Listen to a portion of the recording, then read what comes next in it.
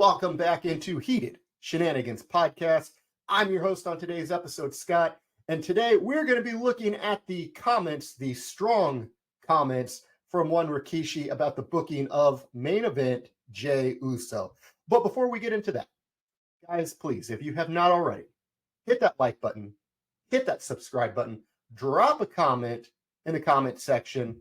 We love the interaction. We love hearing from you guys. And today's fan question before we get started is, what has been your favorite Rikishi moment? Let us know. Sound off in the comments below.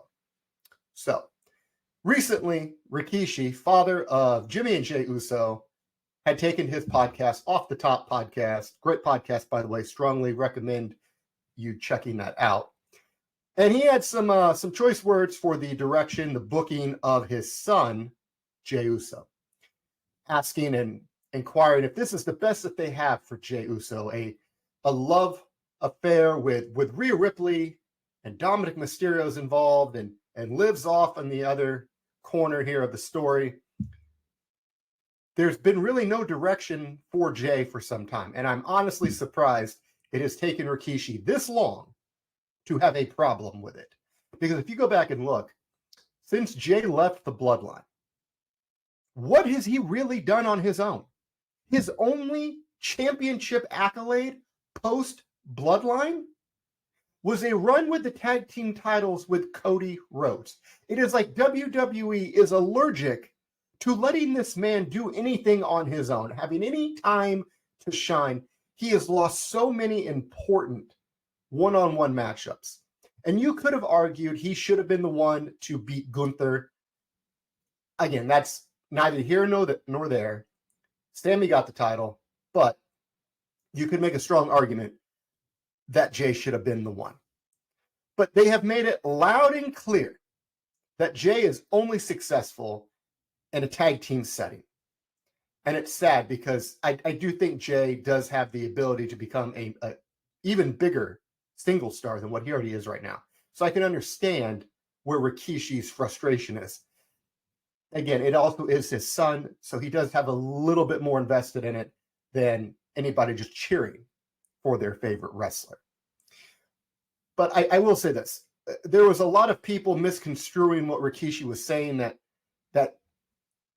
he should have more opportunities. Rikishi did not come out and say he needs to go beat Cody Rhodes right now and be the World Heavyweight Champion of WWE. That is not what he said. He wants a better direction for his son. And I don't know, calling out WWE like that, I don't know how that's going to play out. Hopefully it doesn't have any backlash on Jey. But the biggest problem I feel the majority of people have with Jey is the direction or the lack thereof of booking for Jey Uso. Because, again, since leaving the Bloodline, Jey's entirety of being on his own has felt just like a side quest, endless side quest missions until he's ready to go back to the main storyline. They have kept Jey just with busy work, right? But it's not going to be long, and Jey's going to be back in the main event picture because of the Bloodline. He's presumably going to be involved in the civil war dispute with the Bloodline versus the old Bloodline. So it is unfortunate the thing going on with Jey, but the other thing that Rikishi had issue with is, where is he at for SummerSlam?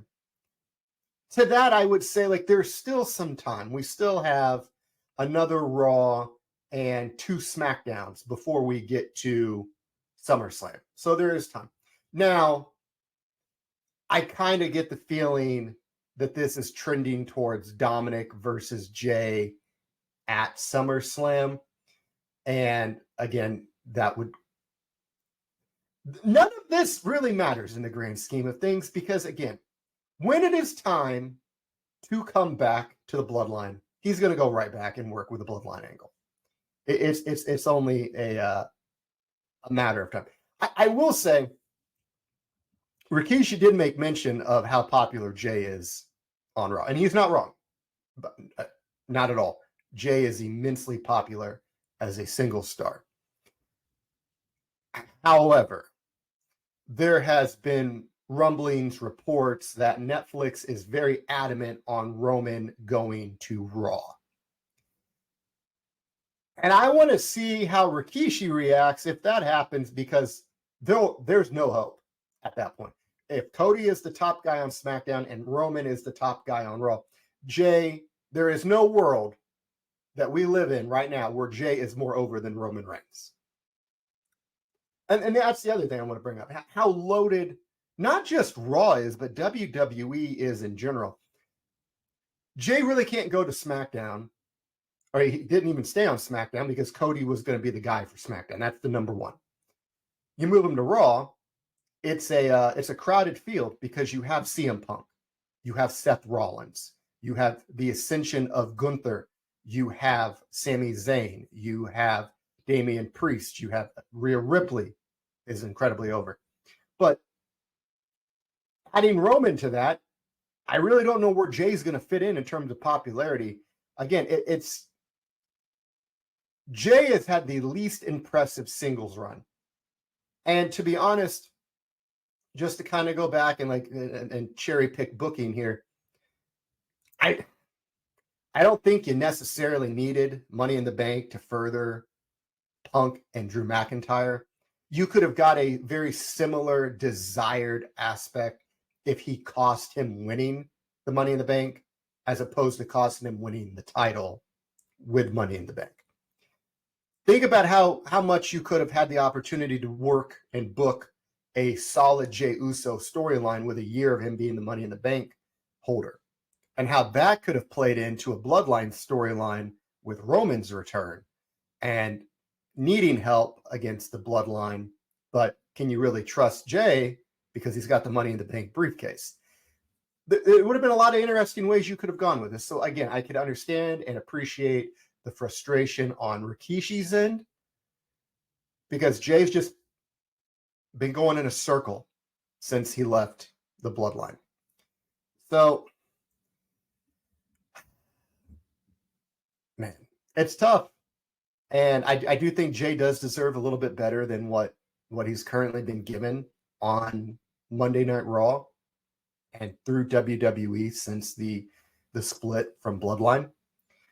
But again, there were a lot of people that, again, just to touch on it one more time, that took what Rikishi was saying a little bit out of context in terms of what they should be doing with Jey. He wasn't demanding that Jey becomes the world champion of either brand. He wasn't demanding that he's given all of these title opportunities. I do think the United States title, Intercontinental title, look, Jey should have been an Intercontinental champion by now, or at least United States. But you can also make the argument, right? Jey is already ridiculously over with the fans. He has that connection. Do you really need to put the title, the main title, on a guy that is that over already? Like, how are you really helping him? Is the accolade important? I suppose, yeah, that'd be a nice little notch in the belt and help solidify a singles run. But I could understand WWE's booking of, look, this dude has got the biggest pop of the night sometimes and is unquestionably in the top most over wrestlers we have. So do we really need to put the title on him? Does it really need to be on him? If you look at Damian Priest needs that title more than what Jey Uso does. He needs it. It's not even close. He needs that more because he's not as over as Jey. And Damian is in the process of making that full-fledged babyface turn. And I mean, you could argue he already is full-fledged babyface, but he is still surrounded by a group of heels. So nice little gray area, but I digress. Jey being super over, does he really need the title? Or you just kind of want it for him? Others on the roster that really need the title to validate themselves as top guys do need that title. So I think I mean, you also go back to the Money in the Bank thing, right? Jey was everywhere. He's on the damn poster for Money in the Bank. Everybody and their brother had him picked to win, or he was a odds-on favorite to win. And then they went with Drew and they punted the men's Money in the Bank for this year, which is unfortunate. But again, there are still other big opportunities for Jey to win. It would not surprise me once we come up on the Royal Rumble that Cody ain't winning a third one, or he shouldn't. That would be horrible. Nobody would want to see Cody win 3 in a row. He would also have to not be champion to presumably be in the Royal Rumble. But with Jey, I could very well see Jey being the guy that win the Royal Rumble this year. Again, the other thing is, for the Jey Uso fans out there, this is a very competitive time to be in WWE. It is very hard to separate and to be the top of the mountain for the WWE, just because of the embarrassment of riches that WWE possesses at this time. But I guess we'll see how this unfolds. Again, Jay's not on SummerSlam, but if I was willing to wager, I'd guess he's going to be facing Dominic Mysterio in a match at SummerSlam to further the thing with Rhea Ripley. And who knows? The big speculation is that Dom is going to turn on Rhea at SummerSlam. So we'll see what happens with that and where Jey would fall into line with that. But the comment that Rikishi made about is WWE trying to break up his marriage, man, that's crazy to think about. Like, I don't know everything that goes on backstage in WWE. I highly doubt that there's some underlying motive, some grand scheme to break up the Uso household. I don't foresee that being the case. But nevertheless, it'll be interesting to see what they do with Jey Uso going into SummerSlam and beyond. But I do think Roman comes back at SummerSlam, and I think that's going to bring Jey and Jimmy back into the fold. And then we're going to forget that Jey was ever a singles guy, which I think is kind of what they really want. I don't think they want Jey to ascend to be a major singles star because of what the plans are, presumably, for him to go back to the bloodline. But guys, that is going to do it for today's episode. I want to thank you guys for joining us on today's episode. Truly appreciate you. And again, guys, if you have not, please hit that like, comment, and subscribe button and interact with the podcast here. We love it. And again, guys, real quick, if you are in the Lafayette, Indiana area, guys, Saturday, September 21st, we're going to be coming back, House of Heat Pro Wrestling, right here in Lafayette, Indiana, where we're going to be bringing you House of Heat Pro Wrestling Presents Homecoming.